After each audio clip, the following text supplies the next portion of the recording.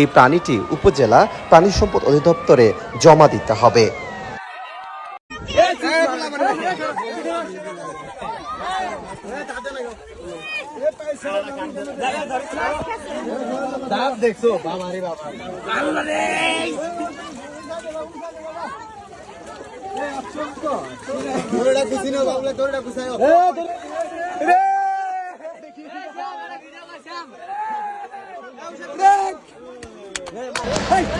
এদিকে জামালপুর জেলার দেওয়ানগঞ্জ উপজেলার ডাংধরা ইউনিয়নের ভারতের মেঘালয় রাজ্যের মাখনচর ও বাঘারচরের মধ্যবর্তী প্রবাহিত জিঞ্জিরাম নদীতে সকাল থেকে মাছ ধরছিলেন জেলেরা। হঠাৎ জেলেদের জালে আটকে পড়ে এক অভূতপূর্ব জলজ প্রাণী, যদিও এটার সঠিক নাম তারা জানেন না। আঞ্চলিক ভাষায় কেউ বলছেন শিশু, কেউ বা বলছে ডলফিন, কেউ বলছে তিমি।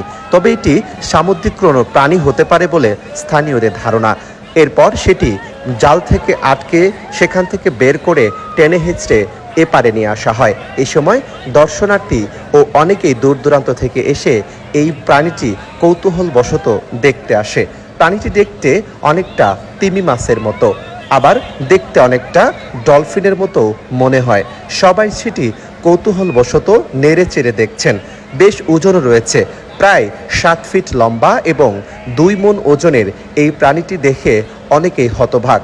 কারণ জিঞ্জিরাম একটি ছোট্ট নদী, ছোট্ট একটি নদীতে এত বড় মাছ কিংবা এই প্রাণী কিভাবে আসলো তা নিয়ে জনমনে কিছুটা আতঙ্ক রয়েছে যে এই প্রাণীর চেয়ে আরও বড় কোনো ভয়ঙ্কর প্রাণী থাকতে পারে।